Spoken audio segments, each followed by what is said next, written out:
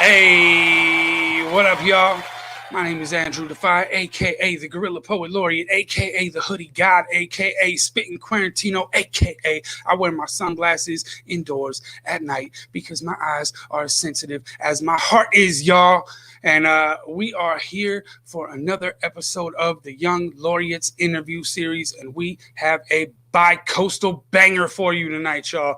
This is really exciting. I don't know if you could tell how excited I am that my man all the way from Richmond, Virginia is joining us tonight, y'all. Yeah. I know. I could barely contain myself. I watched Dramedy twice in the last 2 days, and I'm finna watch it again as soon as we're done with this interview, y'all.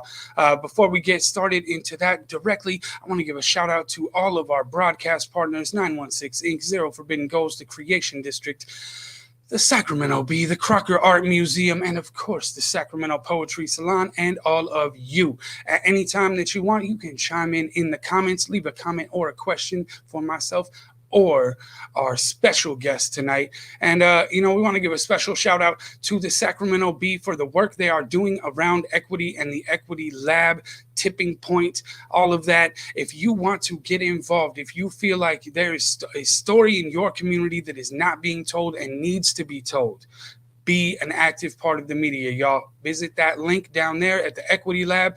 And if you need any kind of help pushing it out there, holler at me, because I will help you. I will help you get into that newsroom because we need more of y'all in the newsroom. So shout out to the Sacramento Bee for all the work that they are doing currently in the city. We really appreciate y'all.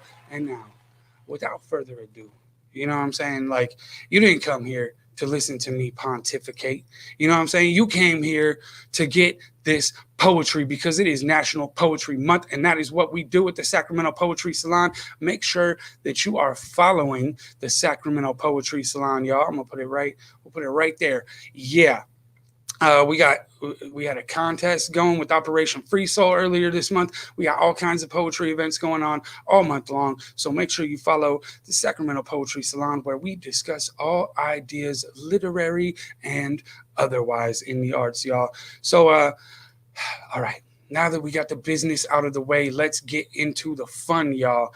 I have a very, very special guest tonight. Douglas Powell, a.k.a. Roscoe Burnems, is a National Poetry Slam champion, an educator, a father, a husband, and he is Richmond, Virginia's first poet laureate ever. History. He's dedicated his time to art integration and using it as a form of advocacy, agency, and activism. The 1-hour poetry and comedy special, Dramedy, is streaming currently on Amazon Prime, and we are going to talk a whole lot about that. It's incredible. Like I said, I've watched it a couple times in the last 2 days, and I could not recommend this anymore. So, y'all, please give it all the way up wherever you are for Roscoe Burnems.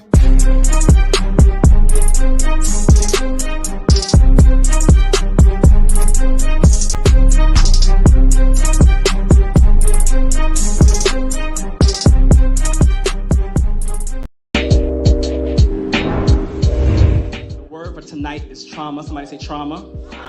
Now I get that sounds like almost like a really fucked up episode like Sesame Street.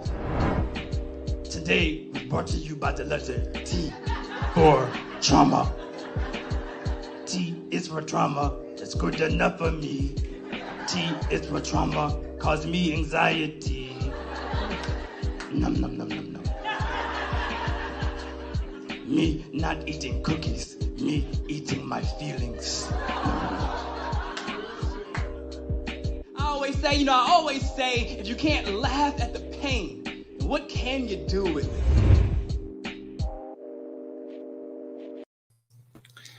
Hey, what it do, fam? What it do? How are you? I am well, man. I'm feeling great. I haven't seen that trailer in forever, and so that joke is still funny. That Cookie Monster joke is still funny. I like that. Yeah, you have me on that one, and it's like pretty early on in the special. It like sets a good tone of like how serious we're gonna take things because you dive in super deep into some really heavy topics, man. Like, okay, I'm gonna get there. But I want to start off first because every superhero got an origin story.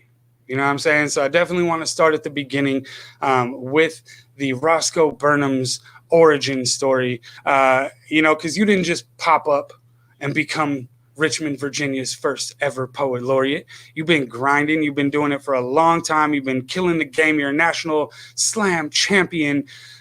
You want to talk about the scene you came up from, and most especially, where does the name Roscoe Burnems come from?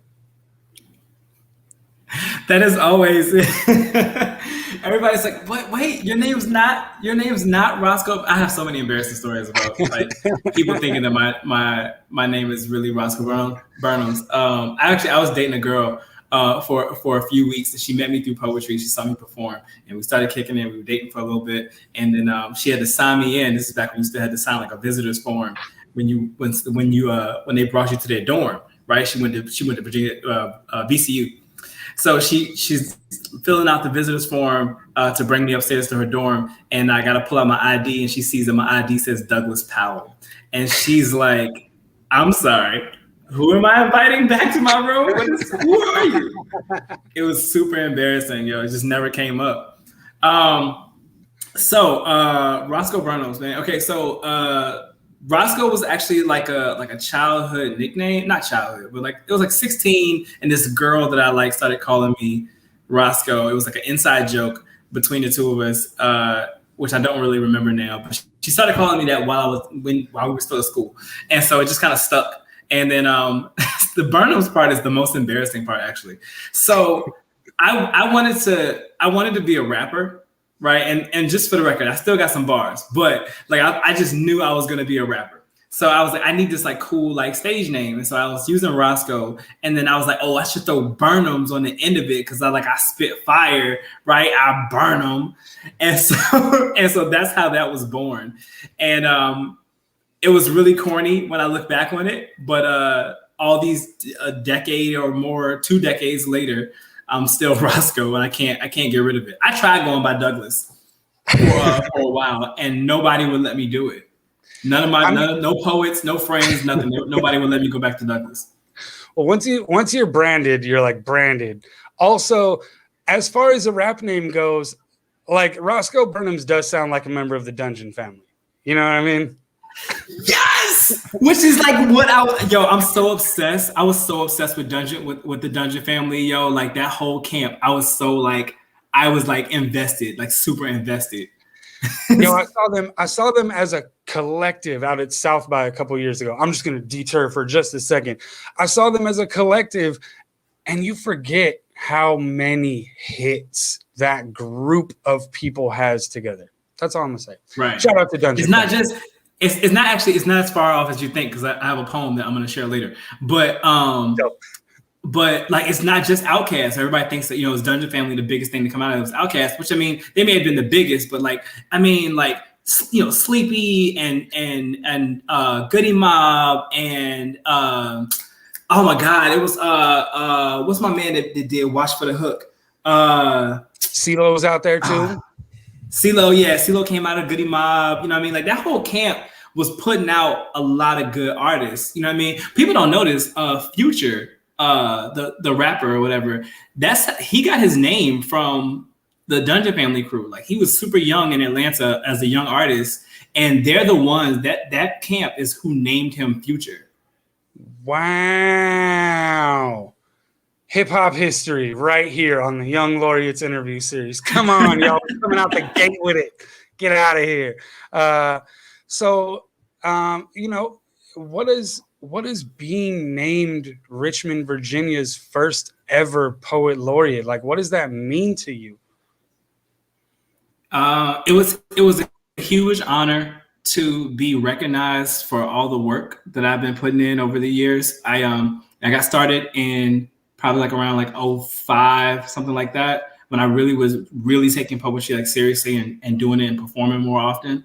And then didn't really take it as seriously as a career move until about I think it was I used the benchmark of July of '09, because that's when we went to there's this big regional poetry slam tournament called Southern Fried. So Southern Fried Poetry Festival happens every year, happens in the southeast kind of. And Richmond sent a team out there for the first time ever, all rookies, no coach.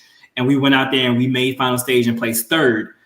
And so at that point, I was like, okay, I think I can do this. And so that's when I really, really got my legs under me. And so from that point on, I had been working heavy in the community and all up and down the coast, just performing and writing and publishing and the whole nine. And so for now, was it 2021? All these years later, for your city to like now recognize your work it's an honor. Really, it's an honor. And they're also already chiming in and saying we will never let go of the name Roscoe. Shouts out to Maya. Maya's one of my I was her slam coach for like 2 years. Word. Yo, so what's your let's start with like how's it been so far? Because we're laureates in a very weird time, right? Like and so when did you actually get crowned? Top of the year. Okay. Yeah. So you didn't do all of 2020 as the laureate. I was the lockdown laureate of Sacramento, so it was a very interesting first year of like trying to figure out, what that kind of looks like. But I mean, so quarterly check-in. What's it been like so far, and what do you have kind of a vision for what you want to do? Like for me, it was very much about closing some multicultural and intergenerational gaps in my city and kind of bringing people together and centering them. Do you have an idea of like what you want to do with this laureateship in Richmond? I think my biggest charge as a poet laureate is to bridge the gap, as it were, between poetry in its traditional form, right? The written form, the literary art, and poetry as a performance art. And finding a way to bridge that gap. That's where the biggest divide for me personally has been in Richmond. And so finding ways to create that level of unity is one of my biggest charges. And then to bring some appreciation for spoken word as a form of poetry and getting the youth more involved in that. We want to create poetry slams in the high schools, right? And start getting high schools to compete against each other. I think that would be dope. We want to cross over art forms. You know what I mean? Like we have Richmond has become known for like having these really dope murals and street art in the city. So like we want to do something where we're like able to like attach performance pieces to the street art. So I have some ideas. I'm kind of in the same boat as you. I mean, like it's not as bad as it was 2020, but like it's really hard getting things done when Richmond is technically still under quarantine and not really moving in the way that it would if we were in like 2019 or 2018 or whatever. Yeah, absolutely. And we're going to get into the stage versus page and kind of the divide that's there. And, I think for a lot of us of the young laureates kind of grew up under that page philosophy, and a lot of the OGs who really valued the page. And then we kind of come from the stage. So I think there's like a movement of us, a lot of us that I've talked to of the younger generation, really trying to bring those two together because they're complementary art forms, and I think a lot of people it's one or the other, and it's like, yo, if you're if you get better on the page, then you'll be better on the stage. You know what I'm saying? And speaking of on the stage, it has officially been 15 minutes, and I ain't trying to go more than 15 minutes without giving y'all some poetry because you roast me in the comments. So we're going to go to Let's see what we're gonna start off with. You want to start off with Children of the Drum? Yeah, bet. Let's do that. I like that. Okay, cool. Let's start off with Children of the Drum. We're gonna play a little poetry video for you right here. Let me bring this up. And make sure to share the audio this time. All right. Boom. Let's go, y'all. Jazz singer Ma Rainey said, "The white folks hear the blues come out. They don't know how it got there." So I present to you a timeline of music. We went from drum call to call for freedom, from plucking on banjos to bondage on a ship, from djembes to Django. We are survivors.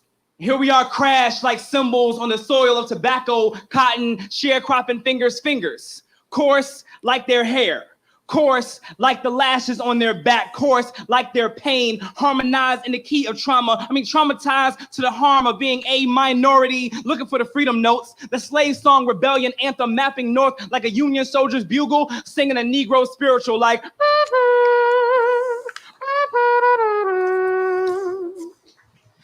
And the same fingers that have been plucking the necks of blues and folk guitars were the same fingers that have been plucking tear-soaked ropes from their necks. Who but us could unhinge a noose and turn it into an instrument?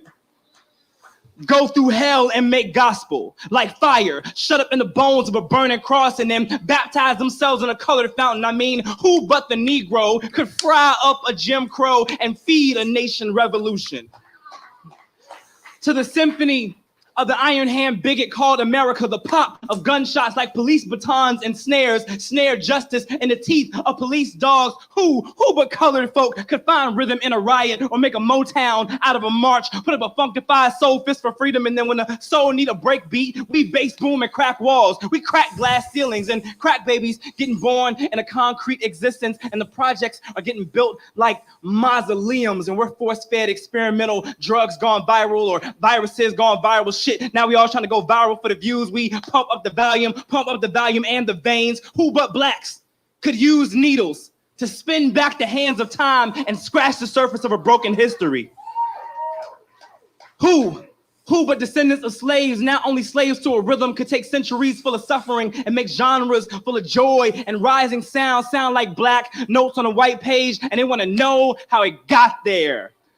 We have always taken all the off-key we've been given to make a resilient medley, and they say that you can kill a revolutionary, but you can't kill the revolution. But when you are children of the drum, people can stop the heart, but they will never stop the beat.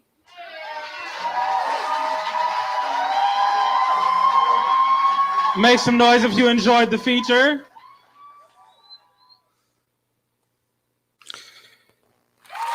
Yo. So that's actually included in Traumedy. And the line, I know this because this line, you said could fry up a Jim Crow and feed a nation revolution. I had to pause and take a lap around my house when I heard that. Fam. Oh, so beautiful. So beautiful. You want to tell us any more about that piece?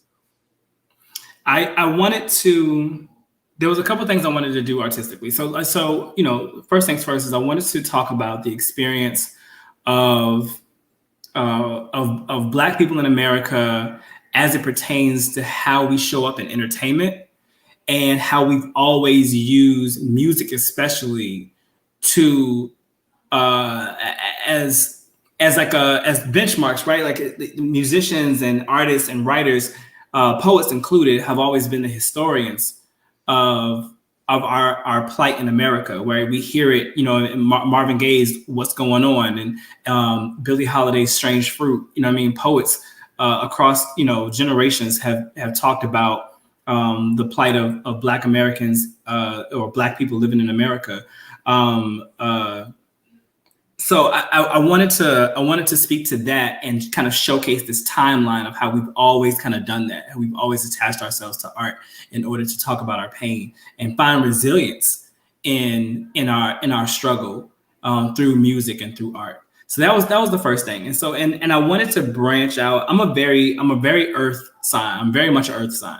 So a lot of my stuff is very I don't lean into a ton of overextended metaphors, and sometimes the language is very plain speech, and I wanted something a little more airy. I wanted something a little more fluid. I wanted something that was a little more abstract when you listen to it. Did more like painting a picture, not just the regular Black narrative.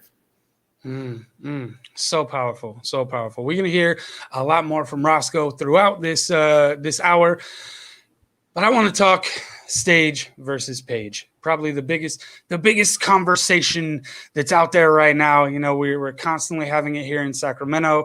I think there's generational differences in the ideas. And so, I was telling Roscoe earlier, Roscoe is one of my favorite new follows of 2021 on Facebook, because Roscoe is as outspoken or more outspoken than I am as a laureate, which is always entertaining for me. And I saw a post the other day that made me smile from ear to ear, because he was talking about the legitimacy of stage poetry, and how older poets often look at the stage as less legitimate than the page, and just kind of, can you get into that? Can you get into where, I'm sure that post has years and years of frustration behind it. And do you see, I feel like I could yell about this for the last 10 years and no one really cared. And all of a sudden, when I got this title, people cared what I had to say about it. So how does it change? And just, can you touch on the page versus stage argument? So this is a fairly sensitive topic for me, and I have I'm very vocal about it, and I've been very vocal about it for years now. I actually came into, I was mainly a spoken word artist, and I was doing poetry CDs and that kind of thing, and I actually didn't really have any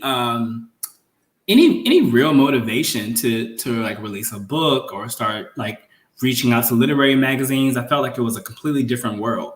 And I actually came into publishing and trying to get into literary magazines and journals and reviews and things of that nature with a chip on my shoulder, having conversations with page poets about how spoken word, it wasn't the same as the rest of the craft. And I'm like, well, I have to write these poems before I spit them, before I perform them. I'm writing poems, I'm writing poetry.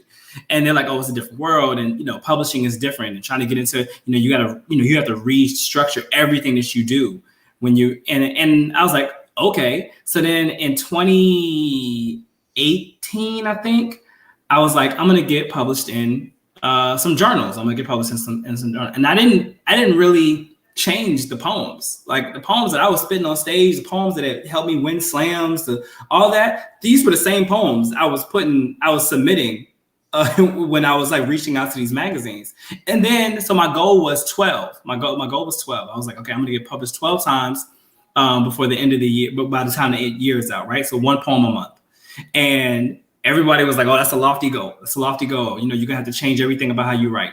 And so I ended up doing it before half the year was over. I ended up getting published 12 times in 2018 by the time April and May rolled around.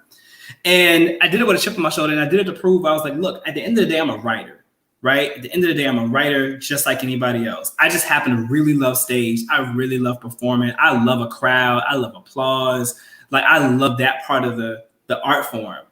I still had to sit in my house with my notebook, my laptop, and then write these poems. So don't delegitimize my process and my art and how I choose to share, how I choose to recite, or however you want to phrase it. At the end of the day, we're both writers. And so it's ending a stigma. There's something, I think it's a few things. I think poetry is I think spoken word is very akin to hip hop. And that's how people want to leave it like that, right? They don't want to say, oh, this spoken word artist, this former rapper is on the same level as, Poe, You know what I'm saying? Like, but a hot 16 is the same as a sonnet. You know what I'm saying? Like, let's keep it a buck. You know what I mean? Like, we call, it may be called something different, but we still have to write. Don't take away my power as a writer, because, because it doesn't look like what you're used to. And that's really what it is. It's like they're not used to it looking this way, so they don't want to legitimize it. And then from my end, coming in with a chip on my shoulder, I'm like, look, the fact of the matter is I can do what you do because you're just writing. You don't recite anything. You write and then you publish. You can't do what I do. You can't get on the stage and rock a crowd, you know what I'm saying, like the way I did with a poem, right? We ain't no band, ain't no band, nobody's up there, ain't no dancers, nothing. All right, I'm up there with just me and the words, and I'm giving it to them. Right. So until you can do that too, don't take away my power as a writer. Don't try to take away my power as a writer. So there's always been this back and forth about what poetry is. And for me personally, it's like, it's all poetry. All of it. It's all poetry. I don't even understand why we're even trying to segregate it. It doesn't make any sense. But humans are stupid. That's that's what I've learned in my short time on this earth, is that humans are stupid and they constantly try to find ways to segregate themselves. Right. Well, and I think there's such a, one of the things that I've been big on around here is the ways that we can really learn from each other. I think about the older generation of page poets. Some of these folks, the way that they use so few words, right? Like their art form is like hack out all the extra words, which means your words, like the usage of these words is so important. And they can definitely like teach us that. You know what I'm saying? Like as spoken word artists and as young poets, but then I look at the young generation, I'm like, yo, the passion that the youth write with, like some of y'all could use a little bit of that in your tank. Some of y'all forgot how to write to where you want to cry about something, or you want to yell about something, or you want to laugh your head off about something.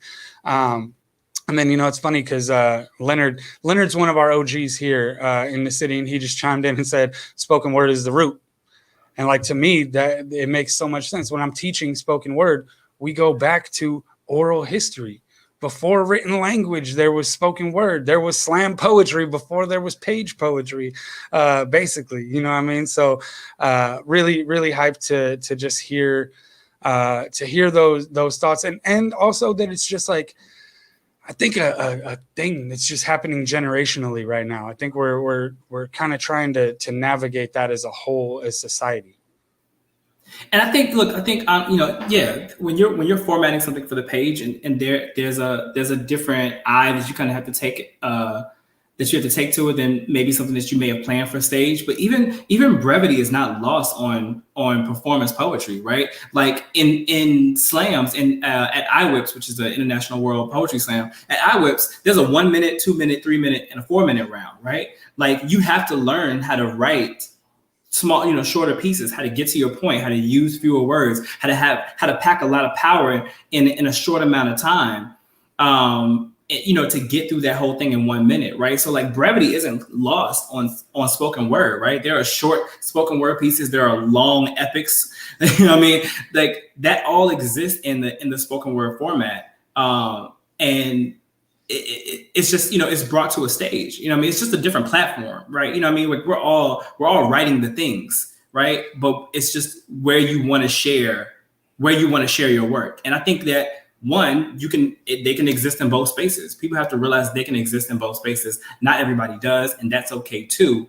But you don't try to create a hierarchy there, one way or another. I don't want poets who are purely for the page, talking trash about spoken word artists, or vice versa. You know what I mean? Yeah. No, I think that's crucial. And I think it is this generation that's going to end that page versus stage debate, because there's so many of us that do both. I started writing for the page a few years ago because for me, it was a whole different challenge. I knew I could write and memorize and put on a great show. Now, could I capture somebody in a book? That was a whole different thing for me. You know what I mean? So Yeah, man, beautiful. I just knew that we had to touch on that because I saw that post and I was like, oh, he got the same vitriol that I do about this, like that just folks not taking it seriously, and that there is that. I'm so glad you said that there is that writing component first. Like, yo, I gotta write these first. You know what I mean? Uh, all right, y'all. All right, y'all. We have done it again. We are at the 30-minute mark. So it is time for another poem. You want to grace us with a live performance? Sure. Yeah, I would love that. So this kind of goes back to what we were talking about. We kind of got off into a tangent earlier about hip hop and the Dungeon Family, and that's kind of where I started out in hip hop. I started out when I was writing before I released a poem series. I was doing more spoken word. I mean, I was doing more hip hop and rapping things in nature. So there was one rapper in particular that stood out from the rest that really changed like my whole world when it came to writing, performing, and rapping and things of that nature. So this is an ode to that person. I stopped arguing over who is the GOAT to groups that wanted to herd in greatness. Of course, you are the greatest of all time, but you are better than GOAT. You are hip hop's unicorn, whimsical anomaly. Only true believers can see, appearing now only as a guest in song just to prove you are still real, to be black man with bars while breaking the bars of expression and identity. So thank you, Andre 3000. Thank you, Andre 3000, for giving voice to black boys who don't fit inside the trap.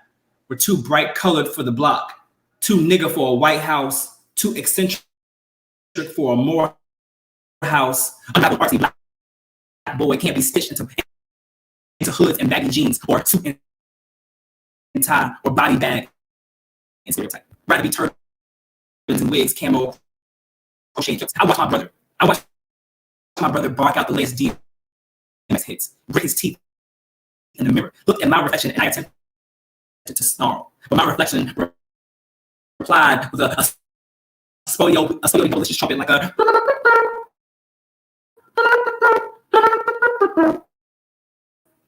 And the brothers that pushed Cadillacs and Coke. I was told that I was cool, but I didn't fit in.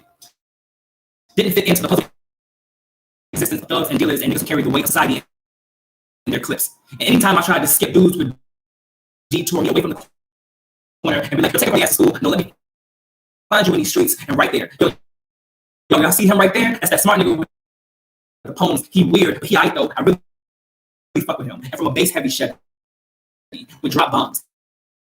And your verse, Andre, would play, and the same guy would say, Andre 3000? That's that smart nigga spitting poems. He would really fuck with him. And I felt seen, because I too was a psychedelic print, a handmade guard. My hair wrapped up in scribe abstractions in my notebook. Sometimes the poems I would write, they would contain the trajectory of this journey. Sometimes it will be my journey as a bullet from a Cuban Valentino, or a love letter to a heartbreak, or a broken version of me. Sometimes the poems I would write would sound like Hamlet either way. Sometimes in my stories felt extraterrestrial among humans. But then I found 8 young from the planet of Atlantis. And while Big Boy would give us this green rip of staccato pimp, you, Andre 3000, you morphed into this awkward palette. Your art and storytelling made me feel seen like the first frame in a gallery. I played elevators when I felt buried by my failures. I played the whole world when I felt alone. Roses became the soundtrack to my divorce. You serenaded me back to life softly as you played the piano in the dark or a flute in the airport. You, the Pied Piper of the outcasted black boy, the God MC to the hip hop heads without a deity. Now, for me, you've always been the best alive. Even when we try to deny, but even if you aren't the one, you are the prototype. Word. Shout out 3 Stacks. Oh, Let's go. Let's go. Love this. So now we're going to get into some of the meat and potatoes of what we're doing right now, because we are going to talk about this 1 hour special called Traumedy. If y'all saw at the beginning of the hour, we dropped a trailer for that.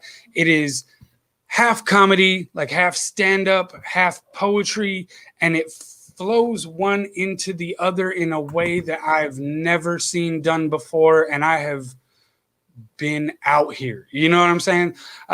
So just really, really amazed and impressed at the ways that you did that, and at the amount of heavy lifting that you managed to do while making me laugh all the way through it. So first off, I'm just gonna tell y'all, because you know that I would never, ever recommend something or co-sign something that I wasn't actually a fan of. And I'm telling you right now, stream Traumedy today on Amazon Prime. Go look it up. I know you got Prime. That's what you've been getting everything sent to you during the pandemic with. Come on. So definitely go check out Traumedy. So we're going to talk a little bit about that. Okay. So first off, I have to know, because you're very, very natural in the comedian stance. Right. How long have you been doing comedy, and what was the jump from spoken word poetry to comedy? So it happened pretty organically. So I've always been one of those guys where like your friends would be like, "Oh man, you're funny. You should do stand up." Right. Like, and it's just like, you had to kick back with your friends and you say something that's kind of like, hilarious or whatever in conversation, and people think that you can do stand up. But I didn't like for a second believe that I could do stand up, because stand up is a different monster. And I love comedy. So what people don't always know, what people are learning, I guess, about me, but don't know immediately, is that I probably fell in love with comedy, stand up comedy, around the same time I fell in love with poetry. Like I watched Def Poetry Jam, right, and got to see Bosia and Black Ice and Georgia Me and all these these huge superstars in poetry. And then, but I was watching Def Comedy Jam like super early, right? Like that was when I first got to see Bernie Mac, right, who's my favorite comedian of all time. So way too young to be watching it, mind you. My mom shouldn't have never let me watch this.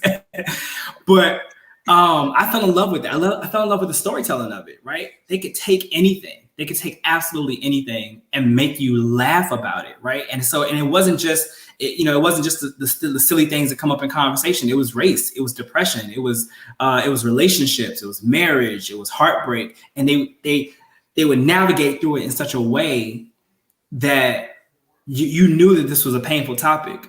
In any other situation, it would be a painful topic, but this person is making you like laugh in this moment and bringing you this joy. You know what I mean? That was what I loved about Robin Williams. Robin Williams was rapid fire, and he would talk about the heaviest. I mean, it's just stuff that you shouldn't mention, right? But you were going to be dying laughing the whole way through. I loved it. I absolutely loved it. So I always loved comedy, but didn't have the balls to like go and do it. And it was like my big sister who was like, "You got to do this. You got to do this. You got to do this." And I wasn't going to do it. And so I was on tour. And when I'm on tour, I'm kind of doing it anyway. Like I crack a couple of jokes between poems, or you tell a funny story just to kind of break up the pieces, right? But nothing major. And then I did a tour, and then I was like actually like working out material just to kind of soft shoe my way in, basically. Right. So some of it happened kind of organically. And once I figured out that I was able to kind of get a rhythm to it, I was like, okay, I may not do comedy like just stand up, right? But I think there's a way to blend these two worlds that I love together, right? So that was the goal from that point. So then I went to a couple comedy clubs, tried out some material, bombed a little bit, you know what I mean? Like it happens. You gotta get your wits about you. And then we ended up organizing enough material that we thought would work. And then here we are. But now people think I'm a comedian. And I've done like a couple of sets, and so I kind of worked my way in through the back door in a different way than most comedians start. Yeah, it's a very like, so I always tell people, especially I got a lot of friends who are comedians, and I tell them like, y'all are in the most dangerous line of entertainment. Like I go up there and usually my shit is memorized, right? Like I'm not having to kind of like y'all have to move a lot more different parts than I do as a poet. And then like, you know, people either feel what I'm doing or not, but there's no like a lack of snaps isn't gonna like throw me off in the middle of my performance, right? Where a lack of laughter could just be the worst feeling thing in the world. Like I've been writing a tight 5 for like the last 7-8 years, you know what I mean? And not been able to get on stage. So I have the utmost respect for comedians. And like you said, this touches on so many deep and heavy topics. You're ranging from mental health to race and the full gamut, socioeconomically, breaking generational trauma cycles. Like, who's cracking jokes about that? Roscoe is, you know what I'm saying? So what's the creative process that goes into creating something like this? Like, how long is that process between when you're like, okay, I did an all right set at the comedy spot, I think I can meld these two things together? How long is it before that traumedy hour is done and you feel good about it? So yeah, the nuts and bolts of it is that like you work out material while you're out, and whether it's at a comedy club or open mic or a lot of times I would work these stuff out like when I was on the road, which is not unlike what most comedians do, right? Like they hit up a bunch of little comedy spots. So as they travel, you know, little hole in the wall clubs, and they test out jokes and they work, you know, they check it off if it works, they cross it out if it doesn't. That's kind of the process, you know what I mean? Like, you know, some poems work, some poems don't. You know, I try to tell a story before I go into a piece, and you know, maybe the story doesn't really hit, or maybe I left out some details. And so like the nuts and bolts of it is that you have to kind of work through the mechanics of it in order to find out what flows well and what doesn't. But you know, aside from all that, I mean, really what it is I wanted it to feel organic. I wanted it to feel honest. And I had to be prepared to kind of be my most vulnerable self on stage and in front of a camera in addition to that. And so some of that stuff I'm riffing, you know what I mean? Like, I'm like, okay, look, this is really what happened, or this is really how I felt. And some of it was, you know, was written beforehand, but some of that stuff is just me just kind of like you know, disrobing in front of an audience and being like, look, this is what I was going through. Now it just so happens I have a really dark sense of humor. So I'm cracking jokes about these things anyway, right? My wife hates it. My wife is like, you can't joke about death like that. That's not funny. And I'm like, it's hilarious.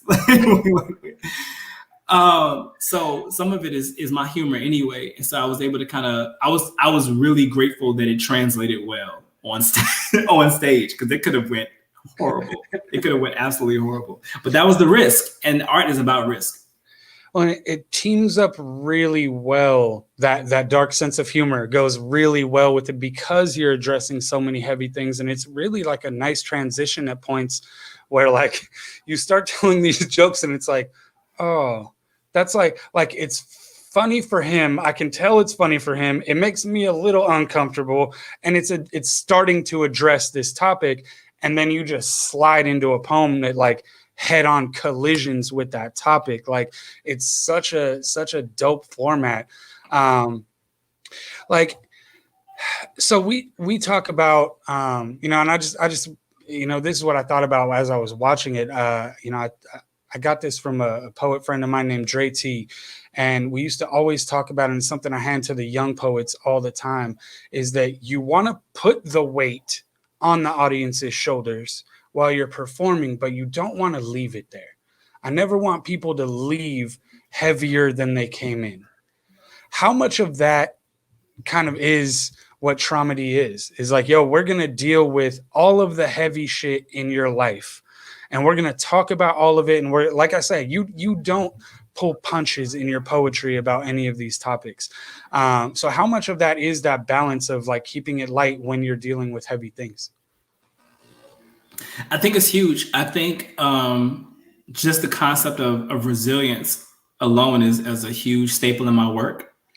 I want to talk about, I want to have uncomfortable. There's two things I really always want to try my best to do in almost everything that I create is, are we having difficult conversations?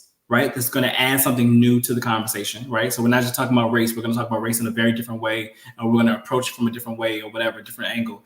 And then, okay, now that we've had this uncomfortable conversation, now that everybody's feeling very heavy, let's talk about how we can move through this, right? How we can move out of this. And so the Traumedy does end on a very positive note because of that.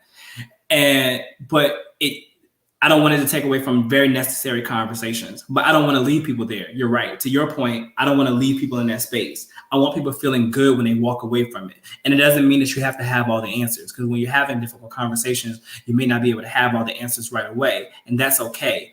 But getting everyone on the same page emotionally that says, all right, I've unpacked this.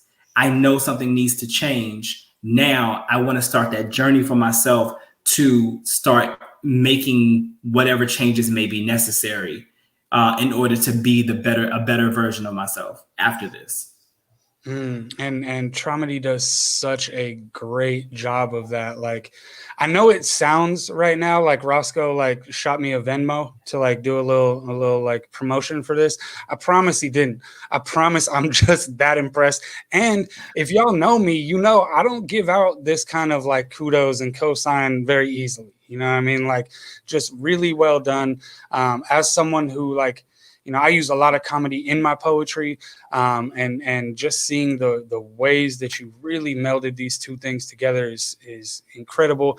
You know, my poetry friends out here are probably laughing right now because every one of them has gotten a text in the last like 48 hours that was like, yo, do you got Amazon Prime? Because you should totally check out this special. This Traumedy shit is for real. Like, because you know, like, you know, we do the open mics with the comedy and the poets, and I love that combination. Man, you did a fantastic job with this. I could not recommend it anymore. Y'all get on Amazon Prime and go, not only go watch it, but go leave a review. You know what I'm saying? We independent artists out here, all of those help. So make sure you go watch and leave a review for young Roscoe Burnems. And y'all, it has been another 15 minutes. So before I get roasted in the comments, let's do Metaphysics 101 for white privilege. What do you think? I love that piece. It's like one of my favorites. Cool. Let's pop that video on. Dun, dun, dun. And let's go.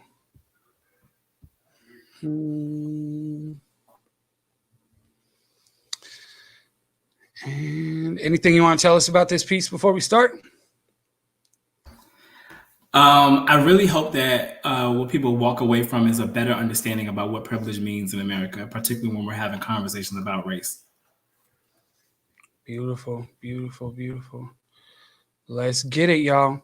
Metaphysics 101 for white privilege.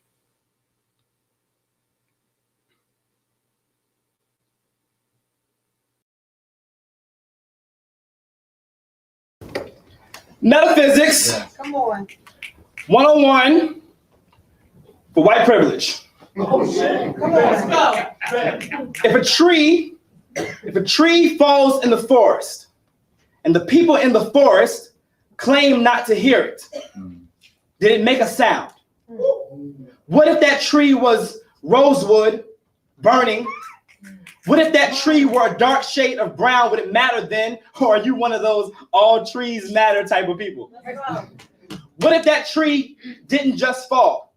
What if that tree got chopped down? And what if that tree made up 13% of the population, but 60% of the caskets? What if the acts were targeting that tree? What if that tree had both of its branches stretched like the first day of spring? What if that tree tried to comply and still died? Is this death still a death? Is death when no one recognizes the life? Come on. Metaphysics is a broad philosophy full of questions. Challenges what we think is real. How things can be both seen and unseen at once, like sound, like breath, like God, like death, like people of color in America. Now, the nature of being, that's the perennial topic in metaphysics. And when we're discussing race, poses a question that only white people get to ask themselves in this country. What does it mean to be? That is privilege. The ability to decide and define, create the standard, the norm, and live in it without even knowing it. The ability to tell, because people of color in America are often told what to be. be cargo, be commodity, be cash crop, be free, but this water fountain free, be free labor, be this side of the border, be underprivileged, underrepresented, underfunded, undereducated, but overwhelmed, be affirmative action. But statistically, affirmative action helps more white women than any other demographic. So really, it's be just enough to make a campus look diverse. Be hired. Be just enough to make an office look diverse. Be voting when they need you, voting when it's convenient. Then when they don't, be gerrymandered and out of a voice. Be quiet. Be quiet. Because if it doesn't make a sound, well, then it doesn't exist. This country is full of white noise, all static and erasure. And just because you didn't create the interference doesn't mean you don't benefit from it, but you can't make the struggle in my stand of theory. We are not an hypothesis. We are absolute. We're an axiom, an undeniable truth. And the truth is, it isn't always white sheets and rebel flags that is our plight. Sometimes it is the people standing idly by in the forest, pretending not to hear us fall. Come on.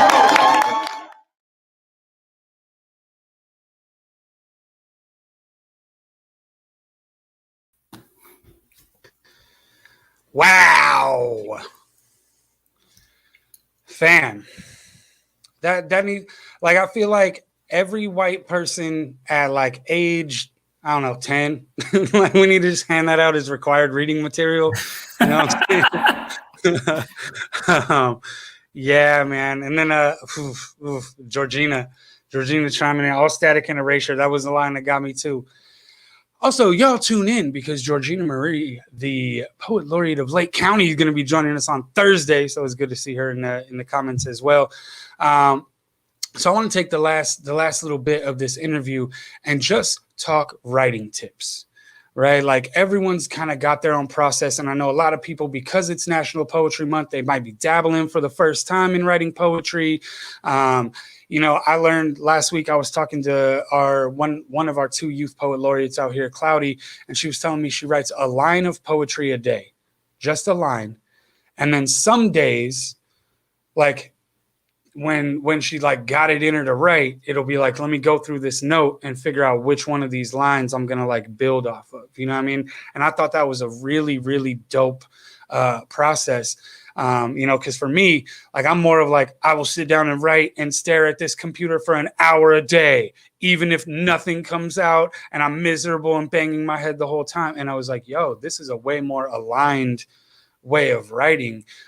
So, you know, the young people always teaching me. So, you know, just any tips for young poets, for folks trying to get into the slam world, the poetry world, any of that? Like, what's your go-to advice for young writers? All right, so all right, we'll start with writer's block, which doesn't exist. That's funny. That was my next question, was what do you do about writer's block? We'll start with writer's block because that's always the thing people want to know. They're like, oh, well, I don't know what to write about. I have writer's block. Writer's block doesn't exist. So here's the thing. So the problem that with writer's block is that people think that it has to sound like a poem. And that isn't necessarily true. Poetry is about storytelling. There's a lot of figurative language, blah, blah, blah, blah, blah, things that I would say back when I was teaching English. But at the root of it, poetry is about storytelling. It's about saying what you feel, right? So to kind of actually piggyback on what that youth poet was doing, right? Sit down somewhere, a notebook, whatever you type on, whatever you write on, and just stream of consciousness, right? Whatever the first thing that comes to mind, right? Set a timer. What I like to do, I tell people to set a timer. Give yourself like 1 minute, right? Set a timer for 1 minute. As soon as that timer starts, you write, and you don't let that pen stop until the timer goes off. Doesn't matter what you say. It could sound like broken English. It could sound scattered. It doesn't matter, right? You just write whatever pops into your head, even if what you're writing is, I don't feel like writing right now. This is really stupid. Why did Roscoe make me do this dumb writing exercise? Like, even if that's what it is, that's fine. Your brain is gonna keep going and keep going and keep going and keep going. When that's done, when that part is done, go back and see what you wrote. Just see where your brain was at that moment, right? See how your thoughts might be really, really scattered. Or maybe you think more linear. Like, everybody's usually pretty fascinated with how their thought process goes from one thing to the other. Get a highlighter, highlight words, phrases, anything in that whatever that word vomit is that you put on paper. Highlight whatever stands out to you. It could be a phrase, it could be a word, it could be whatever. That's the poem. That's where you start. You start from there, and you're able to pick apart what you had in your head that you weren't able to get down on paper. Stop thinking that it has to be a poem right away, or it has to sound a certain way, or you have to jump in with a certain topic. You don't always know what you want to write about until you write about it. So to get away from the stigma that you have to be in a certain place, or you have to write on a certain way or whatever. Once you start breaking away from what writing is supposed to look like, then that gives you more freedom to write whatever you want to write. So that's tip number one, just breaking away the barriers of what we think poetry is or what poetry has to be. And then secondly, when you're writing, if you're a person who's been writing for a while and now you're trying to kind of figure out what's next, right? You have to be very cognizant about where you want your work to exist. Right. Mm-hmm. So do you want it to exist on just a paper? Do you want to share this with the world? Do you want somebody else to read it? Do you want someone? Because all those things are options. And so when you figure that out, that's going to help you better navigate to where you should be. All right. If you just want somebody else to take a look at this and read it, boom, you're going to start looking at publishing or independent publishing or, things of that nature. If you want to share it and you want to have it on stage, then you're going to have to start editing and memorizing, and you're going to have to find open mics and slams and showcases and things of that nature. If you want somebody else to perform it, there's nothing wrong with that, right? Maybe you want to be more somebody in the background. Then turn that poem into a stage play, right? Turn that poem into a monologue that an actor can hold on to. And start pitching your work as fodder for actors and for theater companies. Mm-hmm. Poetry the beauty in poetry is that it can exist anywhere. It can exist absolutely anywhere. It can be on albums. It can be in on stage in plays. It can be it can be in commercials, right? As the background for commercials. It can exist wherever we want it to exist, and there's no limitations to it. So once we tear away what we think it has to sound like and where we think it has to exist, then you open your world up to have your work wherever you want to put your work, whenever you feel like, whenever you want to. My whole thing is freedom. You got to find the freedom in your work. All right. So my next question is about inspiration. Where do you go to get your inspiration, to fill your inspiration tank? Are there, and also I'm going to include in this specifically because I know people are watching that are just kind of looking to delve into poetry a little bit and get familiar. Who are some of the poets that inspire you? There are certain days when I can't write that, there are certain go-to poets. Anytime that I'm I just hate poetry, I just go watch some Buddy Wakefield and I'm like, oh yeah, that's right. I do love me some poetry. So who are the poets that, young poets should be tuning into? Okay, so I'll tell you. So as far as inspiration goes, for me, I get the most inspired when I'm when I'm on the road. If I'm driving, I get these, I think I get these really dope concepts, or I get funny jokes, and there's just something about the open road for me that just does it. So wherever your happy place is, right, find ways to get to your happy place, right? If that's a section in your house, if it's outside somewhere, if it's near the river, if it's at the beach, whatever, you got to find out a place where you find peace. And for me, that's often driving on the road. I also pull a lot of inspiration from my kids. I got 2 kids at home. I got a 14-year-old and a 4-year-old. And so there's never a dull moment in my house. So, and I'm watching them grow. I'm watching them experience humanity and teenage angst and, the world for the first time. And you get to see it differently as a parent, and watching them navigate the world and become more layered humans. And so that presents a ton of material, as you can imagine. So there's a lot of that.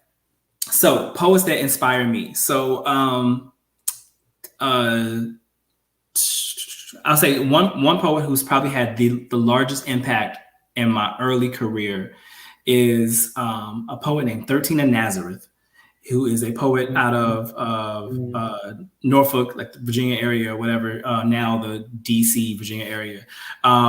Huge poet over here. Like, I don't know if he's got the world, world recognition, but he's been a huge influence on my life. Some of the greats, some of the goats, right? Rudy Francisco has been a huge inspiration. There's a young lady by the name of Shakandria Sibley. She goes by the name Icon, out of New Orleans. She's a beast. Tank. I don't know if anybody, she's been a musical artist now for so long. Tank and the Bangers. Right. But when I met Tank, it was at a slam in like 2009. You know what I mean? Like that was the homie before she was like Tank and the Bangers. You know what I mean? Right. But so her poetry is brilliant. But her music is always really inspiring too. So there's that. There's Ebony Stewart out of Texas. There's a ton of people, man. Like College Janae Lacey, Asia Sampson, a really funny poet, Big Mike out of Jersey. There's Breeze the poet, Frederick Eberhardt, who's like the current iWhips champion. Like there's a ton of people I get inspired by. Stephen Anton Willis out of Chicago, like Billy Tuggle. There's a lot of people, man. I hope give me inspiration. Hope y'all got your pens and your papers ready, or just like run that back. You know what I'm saying? Because he just dropped some gems. And it's funny because you mentioned one of my all-time favorites a little earlier in the show.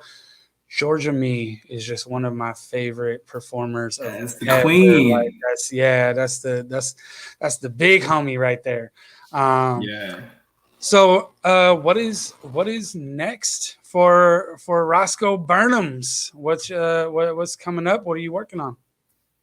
So real quick, shouts out to Atlanta poetry. Like I know like Atlanta music scene gets really like a lot of credit, but like Georgia Mee, Teresa Songbird, Teresa Davis, like that, College Janae Lacey, like that. Atlanta has some amazing poets, amazing poets.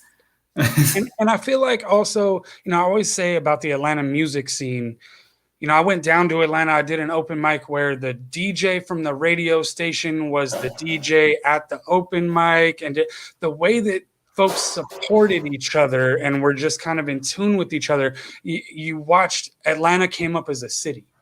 You know what I mean? Like, and I feel like poetry wise, they did the same thing as in the music. You didn't necessarily hear about one Atlanta poet as much as you heard about Atlanta poetry. And I definitely like use that as a model when I'm referencing around here. And I'm like, if people work together and it stops being this crabs in a bucket mentality, like you watch how an entire city, it was East Coast and West Coast. And then all of a sudden, like Atlanta was just like, we're here, like, and did it as an entire city and just kind of took over everything, I love seeing it. I wish Richmond had a similar scene. It hasn't quite gotten there yet, but I love seeing when like it's not just a couple poets, it's an entire city that like backs it. It makes you think about Baltimore. Baltimore is probably the most powerful poetry scene in the country right now, and I love to see it. Like the poets that come out of there, how they supported themselves, how they built entire structures and make sure those poets stay employed, stay working, stay grinding, winning championships, all the whole publishing, the whole nine. Like I love it's amazing. It's amazing to watch. Beautiful. All right. So tell us what's coming up and how we can follow, how we can support, and just how we can uplift what you're doing. So if you want to support me, my Cash App is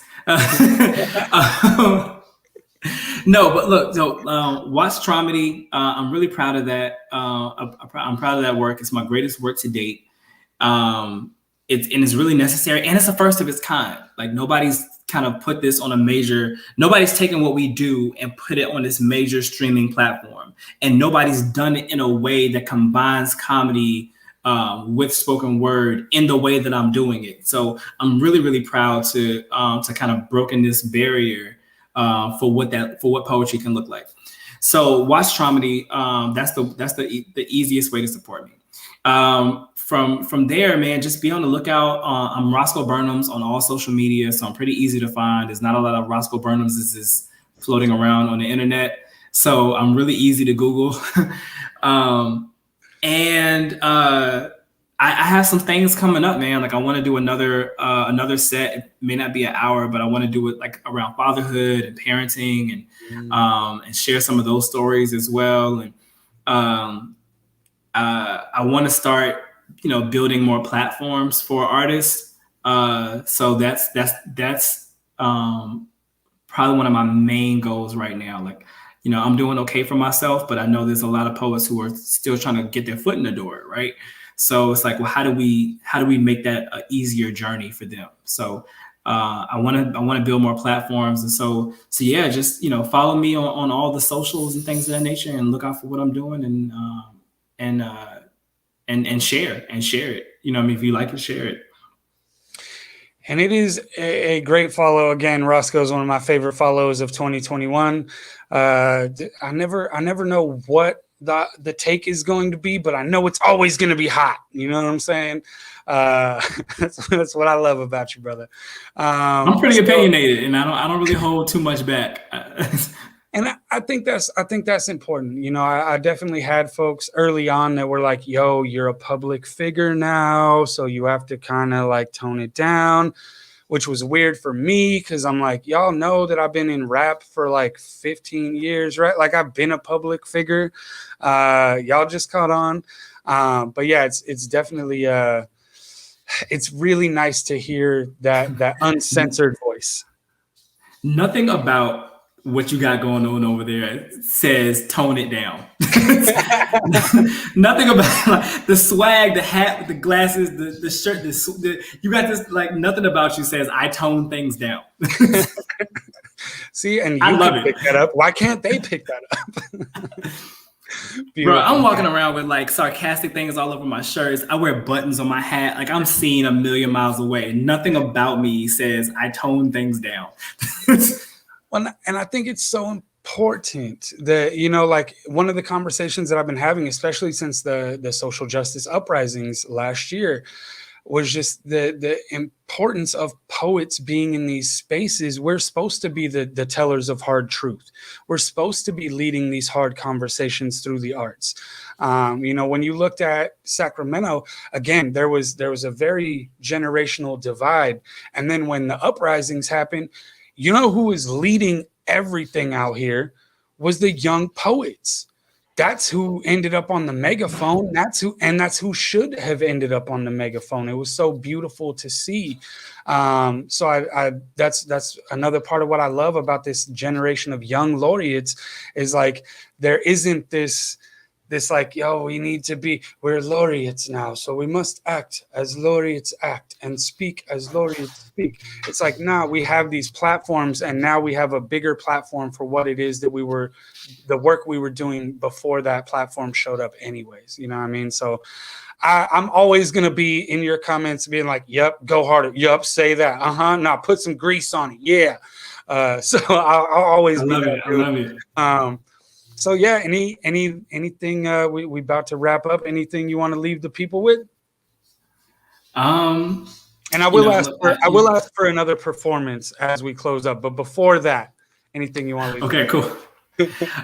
Just look, my whole thing is if you're an artist, continue to create honest art, and just know that poetry has been a voice of the people since its conception, really. You know what I mean? So, if whatever your platform is, whatever your cause is, whatever your protest is, put it into words, say it loud, be unapologetic about it, and just never stop. Just never stop. Never stop writing. Never stop sharing. Never stop creating.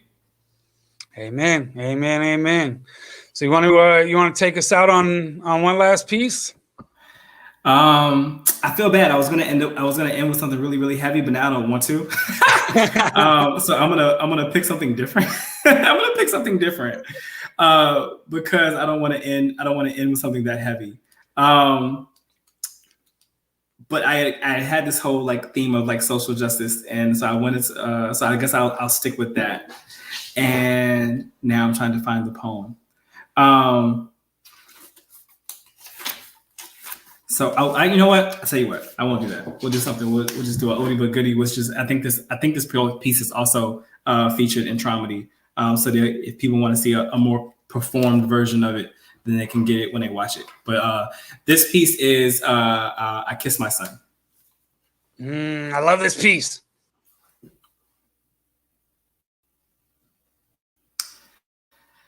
I kiss my son on the forehead, on the cheek. Okay, so like he's a baby right now, but I'm gonna kiss him the first time he pees in the potty all by himself. At 6, I'm gonna kiss his scraped knee when a bike ride becomes a bull ride. He's gonna peck the top of his head every day before school. At 12, when the first person he puppy loves dogs him, when flood breaks from his eyes, I will kiss him dry. At 17, I'm gonna kiss him before prom and tell him he's gorgeous. At 18, give him a smooch before he graduates. I kiss my son because, well, it's because kids are always kind of embarrassed when their parents kiss them, and I just really, really love embarrassing my children. I kiss my son because I kiss my daughter, but that's not a poem, because we're expected to kiss daughters. Cradle, coddle, give them all the affection, but not our sons.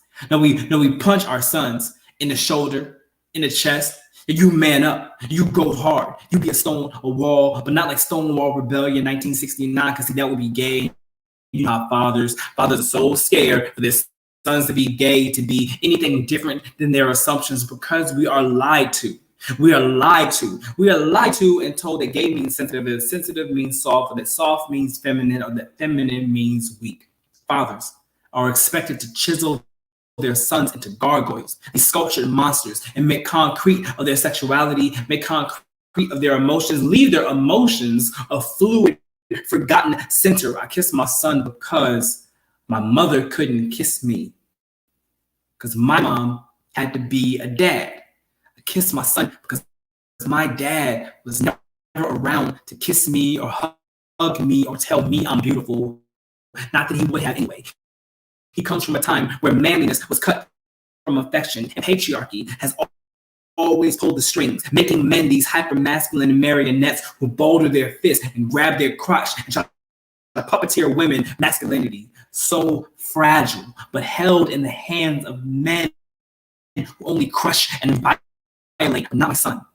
He would not grow up in that crater of manhood I am desperately trying to climb out of, where the threat of emasculation is an earthquake looming around every shaky compliment, where even a hug is a tremor, where I love you is a fault line dividing the men, where fathers won't even embrace their son's cheek for fear of cracking his face like crust, where the male ego is built like a castle but could crumble with just a kiss.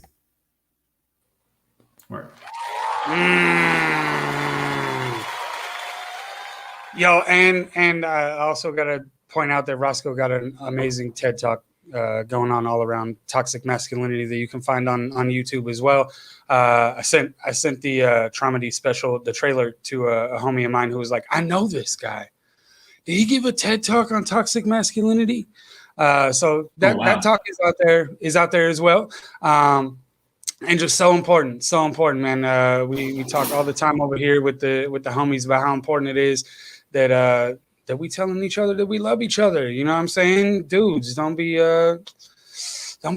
too tough to tell your boys that you love them. You know what I'm saying? And I think this new generation. Thanks. I was just talking to a few of the homies, and they were telling me that their sons. They were talking amongst themselves, and they said, "Yo, my son, they hug their friends and like tell them they love them every time that they leave, and it's the dopest shit to me. Like, because we didn't have that, you know what I mean? Like, we weren't allowed to have that. So, you know, they're breaking down that toxic masculinity, and it's because they got elders like Roscoe Burnems. So, Richard thought it was awesome. Patty loves this poem. You know what I'm saying? All the people Thanks for introducing these poet laureates from around the country. So much talent. We love Roscoe and glad to share him with the world. Yo, thank you for sharing him. Because man, we need it. We need it. We need traumedy. It's such good medicine. It's like the medicine and the spoonful of sugar that makes it go down at the same fucking time. You know what I mean? So, you know, I think that's gonna wrap us up for tonight. Y'all make sure you go follow Roscoe Burnems. You see the @ above his picture. Go follow right now. Get on Instagram. Go find him on Facebook. I promise you, it's a great follow. And you know, we'll be back on Thursday with Georgina Marie. And then next week we got Alex, one of our other youth poet laureates, in here, and then we got Tongo in here on the 29th. So this is going to keep going and be an amazing, amazing series. Just super hyped to document just some of the young, powerful minds that are out here. So thank you again for taking the time with us, Mr. Burnems. Man, I'm either gonna have to come out to Virginia, or you're gonna have to come out here in the next couple of years, as soon as it's safe to like fly again and shit. I can't tell you how bad I want to come out. I've been to Oakland twice, and I've been to a couple other places in Cali, and I love it every time I come. Like, and I want to see more parts of Cali. Oh my God. And I got friends and like family out there, bro. I want to come out there so bad. You have no clue. You got a place to stay as soon as you pull up out here, fam. I got you. Word. So all right, y'all. That brings us to the end of the show for tonight. For Roscoe Burnems, I'm Andru Defeye, and I love you, and you can't do shit about it.